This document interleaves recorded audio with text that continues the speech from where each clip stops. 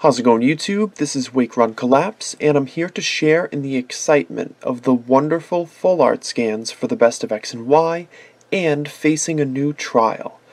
These sets release on Friday in Japan, which will hopefully be in my hands sometime on Monday. I've got 20 boxes of each expansion on the way, and I'm even considering additional boxes of the best of X and Y, depending on the polls. Now before we get started, as always, big thanks to Autobot Tesla on Twitter and Pokebeach.com for providing these great scans to the community, and also for the Japanese collectors and distributors who made these scans possible in the first place. Well done everyone, because there were quite a few to get. Now, starting with the best of X and Y, the first thing you'll notice is the existence of full arts in the first place.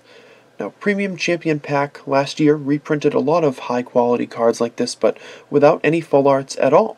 So that's a welcome change. Well, I suppose it is, depending on how you look at it, because with 15 super rares and 2 ultra rares available, we've got yet another mountain to climb with regards to set completion.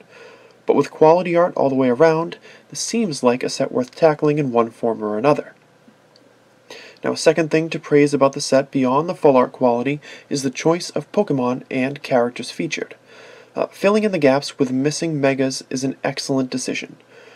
Even though we'll never get super rare variants of every EX card ever made, they righted a major wrong with the inclusion of Mega Camerupt EX and Mega Sharpedo EX, while appealing to fans with full arts for Mega Lucario and Mega Manectric.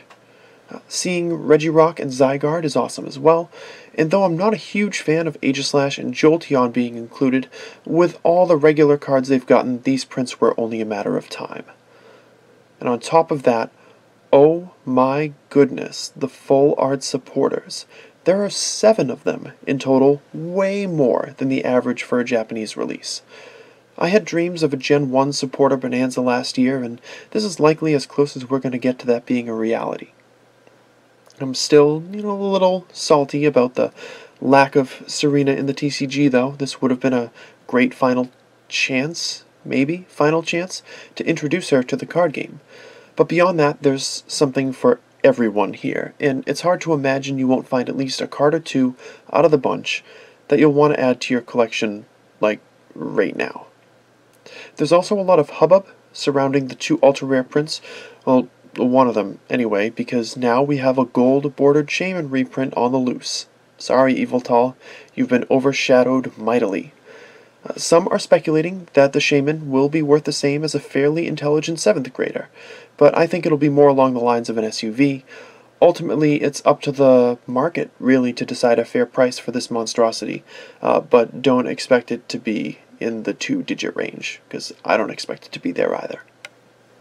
Now, onward to Sun and Moon 2 Plus, also known as Facing a New Trial, or Beyond a New Challenge. I think I'm going to go with Facing a New Trial for my videos, but I haven't really settled on that yet. Because if the best of X and Y gets 17 full arts or better, the other set better get 17, and it, does. Exactly 17.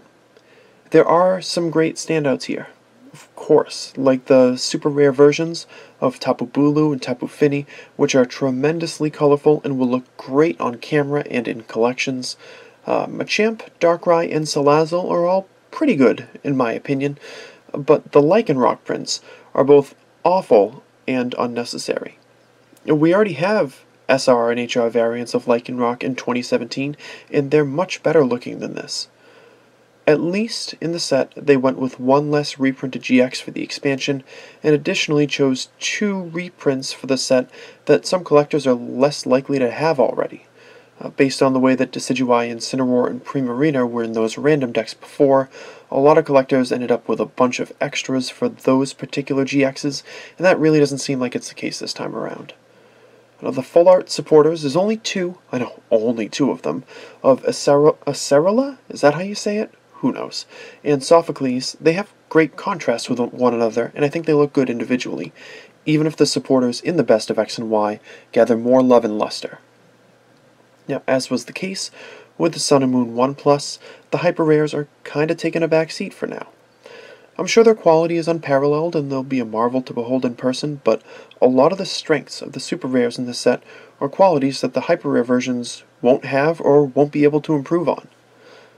It's also still disconcerting that a strengthening pack like this, a supplementary expansion, will take approximately 9 billion boxes to complete, even though they may be taking steps to rectify this with a new stance on Sun and Moon 3 Plus in July.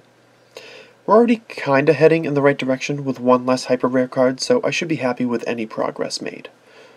Now the ultra rare trainers, and again there's 3 of them, they're actually decent this time around. Well, there's 2 trainers out of the 3 gold border ones. The choice band and the multi-switcher, they're both good enough. I don't really have an issue with them, but of course, what set would be complete without a needless ultra rare energy card? And in this case, a needless ultra rare energy card that already exists, the Darkness Energy, which was already a promo back in the days of X and Y in Japan. Alright guys and gals, that's going to do it. So what are your favorites from the 34 cards you saw in this video? Let me know in the comments section, or feel free to hit me up at WakeRunCollapse on Twitter.